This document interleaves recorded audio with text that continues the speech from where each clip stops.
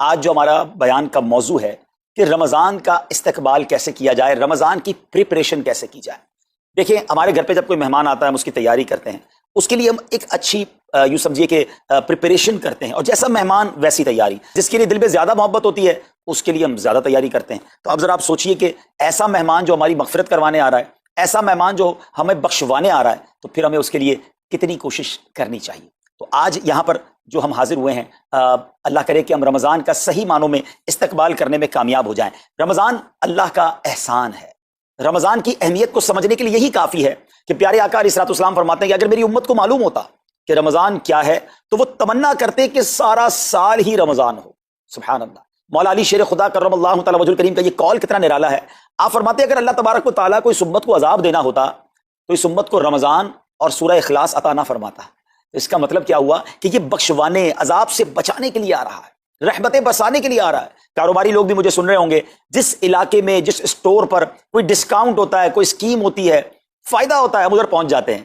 رمضان ایک ایسی اسکیم ہے، رمضان ایک ایسا بینیفٹ دیتا ہے کہ احادیث میں یہ مضمون ہے کہ فرض کا ثواب 70 گنا کر دیا جاتا ہے، نفل کا ثواب فرض کے برابر کر دیا جاتا ہے، شیطان کو بند کر دیا جاتا ہے، جہنم کو تالے لگا دی جاتے ہیں، جنت کے در کھول دیے جاتے ہیں۔ روزہ دار کے منہ سے جو اسمیل آتی ہے، جو بو آتی ہے، بعض اوقات ہم کہتے ہیں یار پیسٹ نہیں کر سکے پورا دن، منہ سے اسمیل آ رہی ہے، سنیے یہ اسمیل جو ہے یہ اللہ کے نزدیک مشک کی خوشبو سے بھی زیادہ بہتر ہے۔ اللہ اللہ۔ ذرا آپ غور تو کیجئے، ہر سجدے پر 1500 نیکیاں دی جاتی ہیں، ہر سجدے پر سرخ یاقوت کا جنت میں ایک محل بنا دیا جاتا ہے۔ اتنی نیکیاں، پھر وہ کتنا بدنصیب ہے جو رمضان میں بھی عبادت نہ کرے، رمضان میں بھی اللہ کو راضی کرنے میں کامیاب نہ ہو۔ روزانہ افطار کے وقت 10 لاکھ گناہگار بخش دیے جائیں، اور جناب ہر جمعے کو جب رمضان میں جمعہ آئے تو ہر لمحے 10 لاکھ گناہگار بخشے جائیں، تو کروڑوں اربوں لوگوں کی بخشش گویا رمضان میں ہونی ہے۔ تو پھر ہمیں اس کی کیسی تیاری کرنی چاہیے، کتنا ثواب کمانے کے بارے میں سوچنا چاہیے۔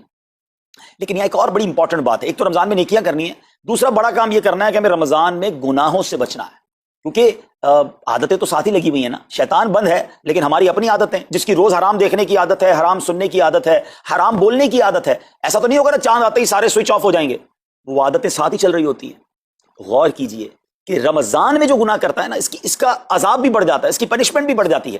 یہ ایسے ہی ہے کہ کوئی مسجد کے اندر آ کے گناہ کرے تو آپ کہیں گے نا یار خدا کا خوف کرو، مسجد میں ایسا کام کر رہے ہو۔ کوئی مکہ شریف حرم میں اندر جا کر گناہ کرے تو کتنا شدید ہو جائے گا وہ۔ تو رمضان جب اتنا مقدس مہینہ ہے، اس میں گناہ کرنا، اس کی پنشمنٹ بھی زیادہ ہے۔ ایک بار مولا علی شیر خدا کرم اللہ تعالی وجہ الکریم نے ایک قبر والے کا حال دیکھا، اور دیکھا اس قبر والے پر عذاب ہو رہا ہے، اور وہ چلانے لگا، عرض کرنے لگا اے علی میری مدد فرمائیے، اللہ کی بارگاہ میں سفارش کیجیے۔ مولا علی شیر خدا نے ہاتھ اٹھائے کہ مولا اسے بخش دے۔ ارشاد ہوا اے علی اس کی سفارش نہ کریں۔ عرض کی مولا وجہ کیا ہے؟ ارشاد فرمائے رمضان کے روزے تو رکھتا تھا مگر رات گناہوں سے باز نہیں آتا تھا۔ روزے رکھ کر گناہ کرنے والے کو اتنا عذاب، تو جو روزے ہی نہ رکھے، ایسے بھی لوگ ہیں جو رمضان میں روزے نہیں رکھتے۔ پلیز اس کو ایزی نہ لیں۔ ہمیں نہیں معلوم، پتہ نہیں اگلا رمضان پھر نصیب ہوگا کہ نہیں۔ پچھلے رمضان میں کتنے لوگ تھے جو ہمارے ساتھ تھے، اس رمضان میں نہیں۔ اور اللہ پہلے تو ہم یہ دعا کرتے ہیں اللہ ہمیں یہ رمضان بھی عطا کر دے۔ زندگی کا کیا بھروسہ، دنیا کی جو کیفیت ہے آپ کے سامنے ہے، کبھی بھی جا سکتے ہیں۔ تو پھر اس رمضان کو تو سمجھ لیں بس ایک موقع بنا دیں، لائف چینجنگ ایکسپیرینس بنا دیں کہ بس اس میں عبادت کرنی ہے، اس میں خوب سجدے کرنے ہیں، اس میں روزے رکھنے ہیں، اس میں تراویح پڑھنی ہے، اس میں گناہ نہیں کرنے ہیں۔ اور آئیے میں آپ کو بتاتا ہوں کہ نبی پاک صلی اللہ تعالی علیہ وسلم رمضان کیسے گزارتے تھے۔ ایک مسلمان کے لیے اس سے بہترین رول ماڈل کیا ہوگا کہ رمضان میرے آقا کیسے گزارتے۔ تو مختلف احادیث کا جو سمری ہے وہ یہ ہے کہ نبی پاک علیہ الصلوۃ والسلام عبادت میں کمر بستہ ہو جاتے، بستر پر کم تشریف لاتے۔ بی بی عائشہ فرماتی ہیں کہ نبی پاک کے چہرے کا رنگ بدل جاتا تھا، متغیر ہو جاتا۔ کیوں؟ کہ نبی پاک پر خوف خدا طاری ہوتا، آپ گر گڑاتے، آپ رات بھر التجائیں کرتے۔ میرے آقا رو رو کر دعاؤں میں رمضان گزارے، چہرے کا رنگ بدل جائے۔ اور یہاں کچھ لوگ تو وہ ہیں کہ جن کا وزن ہی بڑھ جاتا ہے رمضان میں، اتنا کھانا کھانا ہے، سحری میں زیادہ کھانا ہے کہ سارا دن بھوکا رہنا ہے، افطار میں اس لیے زیادہ کھانا ہے کہ پورا دن بھوکا رہتے، پھر رات کو 2-3 بار مزید کھانا ہے کیونکہ کل روزہ رکھنا ہے۔ تو رمضان فوڈ فیسٹیول نہیں ہے، رمضان عبادت کے لیے آیا ہے۔ لوگ تیاری کر رہے ہوں گے بھی رمضان کی، وہ کیا کر رہے ہوں گے کہ افطار میں کیا پکانا ہے، سحری میں کیا پکانا ہے، کون سا آئٹم شارٹ ہے۔ نہیں میرے بیچ اسلامی بات، یہ جو بھوک کا احساس ہے نا روزے میں، اس کی حکمت علماء نے بیان کی ہے کہ بھوک غربت کا احساس دلاتی ہے، فقیری کا احساس دلاتی ہے، بندے کا غرور تکبر بیٹھ جاتا ہے، کتنے نقاہت میں آ جاتے ہیں ہم، ہمت ہی نہیں ہوتی کوئی کام کرنے کی۔ تو یہ احساس دلاتی ہے کہ تیری اوقات کیا ہے، غریب کیسے زندگی گزارتا ہے، فقیر کیسے زندگی گزارتا ہے۔ لیکن کچھ لوگ وہ ہیں جن کو بھوک نہیں لگتی کیونکہ وہ اتنا کھا لیتے ہیں یا پھر سوتے ہی رہتے ہیں۔ روزے کی حکمت یہ نہیں ہے۔ نبی پاک آنسو بہاتے تھے، آقا کا چہرے کا رنگ بدل جاتا۔ اور پھر بتایا کہ رمضان میں جب جبریل امین نبی پاک علیہ الصلوۃ والسلام کے پاس آتے تو آقا علیہ الصلوۃ والسلام ان کے ساتھ قرآن پاک کا دور فرماتے۔ اور پھر ایک اور نبی پاک کا خوبصورت انداز کہ پیارے آقا ویسے تو سب سے بڑھ کر سخی ہیں، مگر جب رمضان آتا تو نبی پاک کا دریائے سخاوت ایسے بہتا تھا جیسے تیز آندھی، بلکہ اس سے بھی زیادہ۔ اللہ یہ 3-4 چیزیں آپ نے میں نے پکڑ لینی ہیں۔ آقا علیہ السلام کے پیچھے پیچھے جانا ہے نا جنت میں، ہم نے بھی یہ کام کرنا ہے۔ یہ راتیں مانگنے کی راتیں ہیں، التجا کرنے کی راتیں، سجدے کرنے کی راتیں ہیں۔ ہمیں تہجد بھی پڑھنی ہے، ہمیں انشاءاللہ نوافل بھی پڑھنے ہیں، اور کم از کم قرآن ایک بار تو پورا انڈرسٹینڈ تو کریں نا۔ تلاوت، ترجمہ، تفسیر کب کریں گے؟ بڑی بڑی ڈگریاں ہیں، بڑے بڑے پاسپورٹ اور جناب بہت سارا سرمایہ ہے، مگر ایک بار بھی قرآن پورا ترجمے اور تفسیر سے نہیں پڑھا ہوگا۔ بہت سارے لوگ ایسے ہیں، ذرا سوچئے نا۔ اچھا، یہ مہینہ نزول قرآن کا مہینہ ہے، رمضان اور قرآن کو جو خاص نسبت حاصل ہے نا، تو اس مہینے میں قرآن کو پکڑ لیں۔ ہائے ہائے، اللہ کرے رمضان قرآن کے ساتھ گزرے، ہماری صبح قرآن کے ساتھ ہو، ہماری شام قرآن کے ساتھ ہو، ہم قرآن سمجھنے والے بن جائیں۔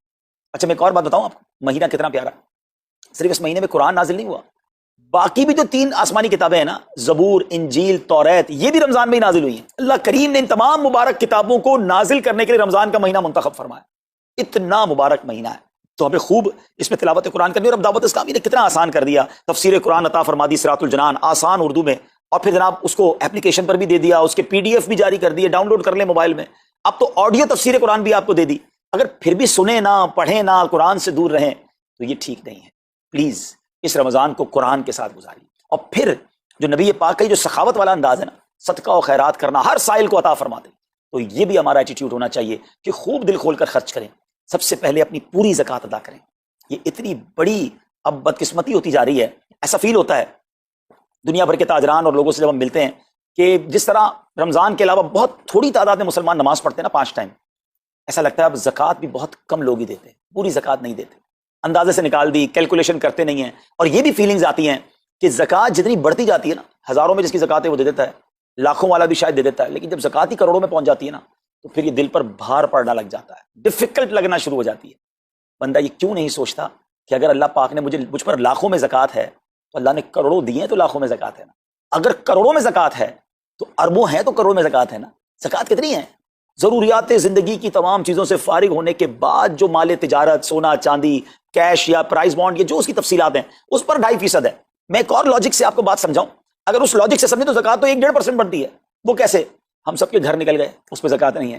ہماری گاڑیاں نکل گئیں، اس پہ زکوٰۃ نہیں ہے۔ جن کی فیکٹریاں ہیں وہ فیکٹریاں بھی مائنس کر دی گئیں، جن کی دکانیں ہیں وہ دکانیں بھی مائنس ہو گئیں۔ اچھا جناب، اس کے علاوہ اگر کرائے پہ کچھ پراپرٹی دی ہوئی ہے، اس پر زکوٰۃ نہیں ہے۔ اگر ان سب پر زکوٰۃ ہوتی، یعنی جو کچھ میرے پاس ہے ان سب پر ہوتی، تو کتنی زیادہ ہو جاتی، اور اتنی ساری چیزیں نکل گئیں، تو پھر تو اگر ٹوٹل پر لگائیں تو 1-1.5% ہی بنتا ہے۔ تو اب جب سب کچھ نکالنے کے بعد تھوڑے سے مال پر 2.5% ہے، اور بھی سال میں ایک بار ہے، تو اس کو بھاری نہ سمجھیں، یہ بربادی ہے جو زکوٰۃ نہیں دیتے۔ یاد رکھیے گا، حدیث پاک کا مضمون ہے کہ یہ مال کا میل ہے، جس مال سے مل جائے اس مال کو بھی برباد کر دیتا ہے۔ بربادیاں آتی ہیں، بے سکونیاں آتی ہیں، بیماریاں آتی ہیں، اور آگے جو دے دیتا ہے سبحان اللہ، اس کے بارے میں حدیث پاک میں آتا ہے کہ اپنی زکوٰۃ دے کر اپنے مالوں کو مضبوط قلعوں میں قید کر لو، اپنے مال کو سیکیور کریں۔ لوگ کہتے ہیں انشورنس ہونی چاہیے، آگ نہ لگ جائے، چوری نہ ہو جائے، ڈوب نہ جائے۔ اللہ کے حبیب علیہ الصلوۃ والسلام فرماتے ہیں، جس کا مضمون ہے کہ جب بندہ اللہ کی راہ میں خرچ کرتا ہے نا، تو وہ صدقہ بندے کے ہاتھ سے نکل کر اللہ کے دستے قدرت میں چلا جاتا ہے، اور اللہ کریم تمہارے صدقوں کو پالتا ہے، جس طرح تم اپنے جانور کے بچوں کو پالتے ہو۔ بچہ ہوتا ہے نا جانور کا، بڑا ہو جاتا ہے، فرمایا بندہ کھجور کا صدقہ دے گا، اللہ پہاڑ جتنا عطا فرمائے گا، اس دن بھی ملے گا اور ملٹیپلائی ہو کر ملے گا۔ اچھا، جو ادھر خرچ کیا، ادھر کیا ملے گا؟ ادھر بھی نبی پاک علیہ السلام فرماتے ہیں، جس کا مضمون ہے میں قسم کھا کر کہتا ہوں، یعنی نبی پاک تو جو فرمائے حق ہے۔ اس حدیث میں تو آقا علیہ السلام قسم اٹھا رہے ہیں کہ میں قسم کھا کر کہتا ہوں کہ اللہ کی راہ میں خرچ کرنے سے مال کم نہیں ہوتا، نہ ادھر کم ہونا ہے اور ادھر بھی ملنا ہے، تو پھر تو سودا کتنا نفع والا ہے۔ اور یہ آپ چیک کر لیں، پوری دنیا میں جہاں مجھے سنا جا رہا ہے کہ جو لوگ پوری زکوٰۃ دیتے ہیں نا، ان کا مال ملٹیپلائی ہوتا ہے، اگلے سال زیادہ زکوٰۃ دے رہے ہوتے ہیں۔ زیادہ زکوٰۃ کیسے ہو گئی؟ کیونکہ مال بھی بڑھ گیا، تو ادھر بھی بینیفٹ ہے، ادھر بھی بینیفٹ ہے، نقصان کا سودا ہی نہیں ہے۔ پھر چاہتے ہو بلاؤں سے بچ جائیں، تو روایتوں کا مضمون ہے کہ صدقہ بلا اور بندے کے بیچ میں آ جاتا ہے، بلا اترتی ہے، صدقہ روک لیتا ہے، لڑائی کرتا ہے اس سے، اور بندے پر بلائیں اور پرابلمز اور ڈیفیکلٹیز آنے سے اسے روکتا ہے۔ تو اگر چاہتے ہیں کہ برائیوں کے دروازے بند رہیں، چاہتے ہیں کہ بری موت سے بچیں، چاہتے ہیں کہ رزق میں اضافہ ہو، چاہتے ہیں کہ بلاؤں سے بچیں، ادھر بھی مال میں اضافہ ہو، ادھر بھی خزانے ملیں، تو اللہ کی راہ میں دل کھول کر خرچ کریں۔ اور یہ مہینہ it's the right month for generosity, یہ بہترین مہینہ ہے سخاوت کرنے کا، کیونکہ نبی پاک کا یہ انداز تھا کہ رمضان میں خوب سخاوت فرماتے۔ تو غریبوں کی مدد کریں، ایسی مدد کریں کہ چہروں پہ مسکراہٹیں آ جائیں، لوگوں کے دسترخوان اچھے ہو جائیں، ان کے گھروں میں بھی کچھ اچھے کھانے پہنچ جائیں۔ اور اس میں سب سے بہترین طریقہ یہ ہے کہ اپنے غریب رشتہ داروں کو آپ مدد کریں۔ اگر وہ مستحق ہے نا زکوٰۃ کے، تو حق ہے کہ سب سے پہلے اپنے غریب رشتہ داروں کو دیں۔ پھر زکوٰۃ بچ جائے تو عاشقان رسول کی عظیم الشان بڑی تحریک دعوت اسلامی آپ کے سامنے ہے جو دین متین کی خدمت کر رہی ہے. جامعۃ المدینہ ہیں، مدرسے ہیں، بچے اور بچیاں عالم بن رہے ہیں، عالمہ بن رہے ہیں، حافظ بن رہے ہیں، ناظرہ قرآن، اور ان سے کوئی فیس بھی نہیں لی جا رہی. ہزاروں بچے فری آف کاسٹ ہمارے پاس ایکوموڈیشن رکھے ہوئے ہیں جن کو کھانا پینا رہنا دعوت اسلامی نے دینا ہے. آپ ذرا سوچئے یہ امت کی کتنی بڑی خدمت ہے کہ علماء دینا، حافظ قرآن، مسجدوں کے امام یہاں سے پروڈیوس ہوتے ہیں. اور پھر آگے چلیں تو دعوت اسلامی نے اسلامک میڈیم اسکول بنائے دارالمدینہ، پھر سال کی 600 کے قریب مسجد دعوت اسلامی بناتی ہے. میڈیا کے ذریعے جو بے حیائی پھیلائی جا رہی تھی تو مدنی چینل اردو، پھر مدنی چینل انگلش، پھر مدنی چینل بنگلہ. اب بچے مذہبی پروگرام اتنا غور سے نہیں دیکھتے تھے، وہ اپنے بچوں کے آئٹمز دیکھنا چاہتے تھے، تو گناہوں بھرے کارٹونز اور پروگرام سے اور پوئمز سے چھڑانے کے لیے Islamic poems, Islamic cartoons, Islamic بچوں کے پروگرام، تاکہ بچے بھی جو ہے وہ الحمدللہ بچے رہیں. اور اب اس کی کیا زبردست پاپولیرٹی ہے کہ آپ کڈز مدنی چینل کے یوٹیوب چینل پہ جائیں، ہمارا ایک ایک کلپ 10 ملین 12 ملینز میں دیکھا جا رہا ہے. تو کون دیکھ رہا ہے؟ وہ بچے جو گناہوں بھرے کارٹونز دیکھتے تھے اب الحمدللہ اللہ رسول کی باتیں وہاں سن رہے ہیں. پھر آگے چلیں تو دعوت اسلامی جناب یہ دینی کاموں کے ساتھ ساتھ جو ویلفیئر کے کام کر رہی ہے، غریب مسلمانوں کی امداد کا کام، زلزلے اور سیلاب زدگان کی ریسکیو کرنے کا کام، گونگے بہرے نابینا اور معذور افراد کی ریہیبلیٹیشن کا کام، تھیلیسیمیا کے مریضوں کو خون دینے کا کام، 26 لاکھ مسلمانوں کو دنیا بھر میں راشن، کھانا پانی صرف اس ایک سال میں دعوت اسلامی نے پہنچایا. تو یہ کمال کی آرگنائزیشن ہے. دیکھیں آپ دنیا کی بہت ساری NGOs کو جانتے ہوں گے، کوئی مدرسے چلاتا ہے تو مدرسے ہی چلاتا ہے، کوئی مسجد بناتا ہے تو مسجد ہی بناتا ہے، کوئی کھانا کھلاتا ہے تو کھانا ہی کھلاتا ہے، کوئی جناب غریبوں کی مدد تو وہی کام، کوئی ہاسپٹل تو ہاسپٹل.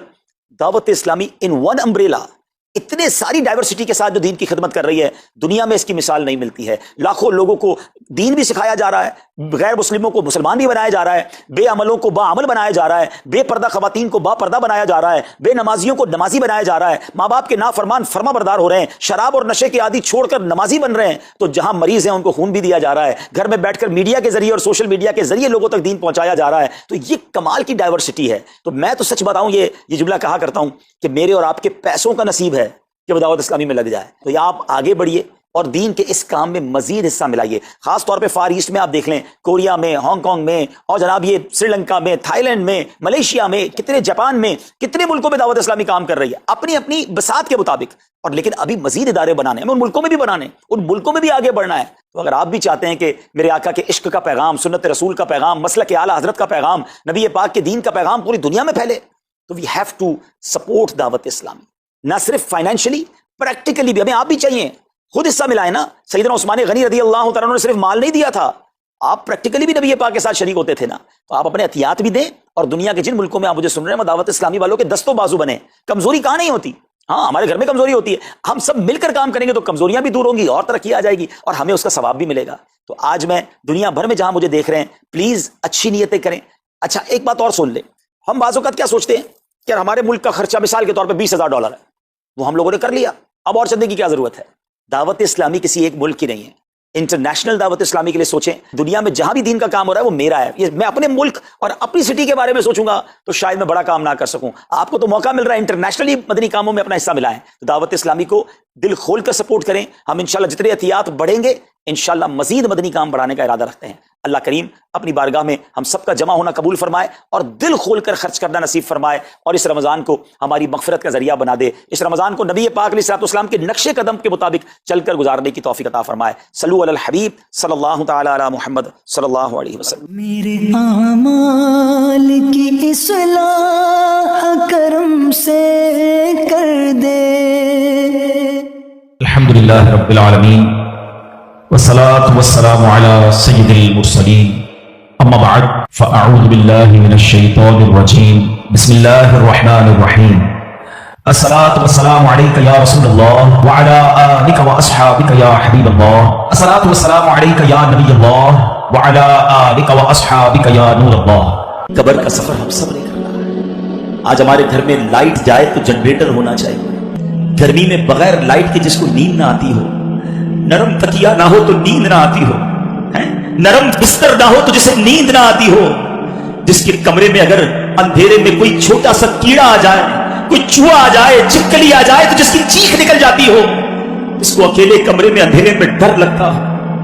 ہم جیسا کمزور انسان جب قبر میں جائے گا تو سوچو وہاں اگر اللہ نہ کرے جہنم کی آگ بھڑکا دی گئی، وہاں اگر اللہ نہ کرے سانپ اور بچھو آ گئے، ادھر تو میرے اور آپ کے جسم پر کوئی کیڑا آئے تو فوراً ہٹا دیتے ہیں. اس وقت تو کیڑے ہوں گے تو بھی بندہ نہیں ہٹا سکے گا. وہ دیکھ رہا ہوگا کہ میرے جسم پر کیڑے رینگ رہے ہیں، मगर ये ताकत नहीं होगी कि अपने आप से उसे दूर कर सके। ऐ मेरे प्यारे इस्लामी भाइयों और मदनी चैनल के नाज़रीन, आपका कभी ना कभी तो कब्रिस्तान जाने का इत्तेफाक हुआ होगा ना। ये जो कब्रें ऊपर से सारी एक जैसी दिखाई देती हैं, अंदर से एक जैसी नहीं होती है। दुनिया में अगर आप किसी एक कॉलोनी में जाएं, गरीबों की आबादी में जाएं, तो मकान देखकर पता चल जाता है गरीब रहते हैं इधर। अमीर के इलाके में जाएं तो कोठियां देखकर समझ आ जाता है कि इन कोठियों में अमीर और सुकून से रहने वाले रह रहे हैं। मगर कब्रों को देखकर पता नहीं चलता, दिखती सारी एक जैसी हैं, मगर हर कब्र की दास्तान जुदा है। कोई तो कब्र में जन्नत की नेमतें लूट रहा है, कोई तो कब्र में जलवाए मुस्तफा में गुम है, किसी की कब्र में तो जन्नत की खिड़की खुली हुई है, कोई तो अपनी कब्र में नम का नौमतिल उरूस के मजे लूट रहा है। किसी को तो कब्र ऐसे दबा रही है जैसे मां गोद में अपने बच्चे को प्यार से दबाती है। मगर इसी कब्रिस्तान में कोई कब्र ऐसी भी होती है प्यारे इस्लामी भाइयों, जिसमें सांप और बिच्छू उस कब्र वाले को अजाब दे रहे होते हैं। मेरे आका ने इस तरह उंगलियां करके बताया। अजाब की एक सूरत सरवरे कायनात अलैहिस्सलाम ने इस तरह करके बताई कि बेनमाजी को कब्र ऐसे दबाएगी कि जैसे पसलियां टूट फूट कर एक दूसरे में पैवस्त हो जाएगी। किसी को कब्र ने चकना चूर कर दिया होगा, किसी की कब्र में जहन्नम की खिड़की खुली होती है, इसी कब्रिस्तान में किसी कब्र में आग भड़क रही होती है। अशजाउल अकरा, हदीस में इस सांप का नाम भी बयान किया गया। अल्लाह जिससे नाराज हो, अशजाउल अकरा अंधा सांप है जो कब्र में मुर्दे को डंक मारेगा तो 70 गज मुर्दा जमीन में धंस जाए। ये अजाब भी अहदीस नहीं बयान हुए। ऐ प्यारे इस्लामी भाइयों, ये जिंदगी तो थोड़ी है ना, वो जिंदगी बड़ी है। इस दुनिया में कम रहना है, उस दुनिया में ज्यादा रहना है, तो फिर क्यों ना उधर की बात करें। जलीलुल कदर ताबई सैयदना हसन बसरी रहमतुल्लाहि तआला अलैह एक बार अपने घर के दरवाजे पर तशरीफ फरमा थे। वहां से जनाजा गुजरा, आप भी उठे और जनाजे के पीछे चल दिए।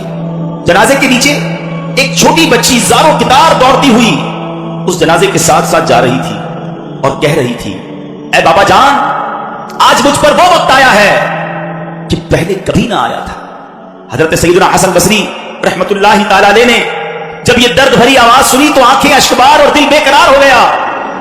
दस्ते शफकत उस यतीम बच्ची के सर पर फेरते हुए आपने फरमाया, बेटी तुम पर नहीं, तुम्हारे मरहूम बाबा जान पर वो वक्त आया है जो आज से पहले उन पर कभी ना आया था।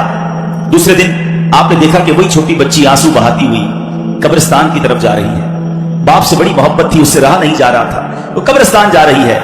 सैयदना हसन बसरी रहमतुल्लाहि ताला अलैह भी हुसूल इबरत के लिए उस बच्ची के पीछे पीछे कब्रिस्तान की तरफ चल दिए। जब कब्रिस्तान पहुंचकर वो छोटी बच्ची अपने वालिद मरहूम की कब्र से लिपट गई, हजरत सैयदना हसन बसरी झाड़ियों के पीछे बैठ गए, छुप गए कि देखो ये बच्ची क्या कहती है।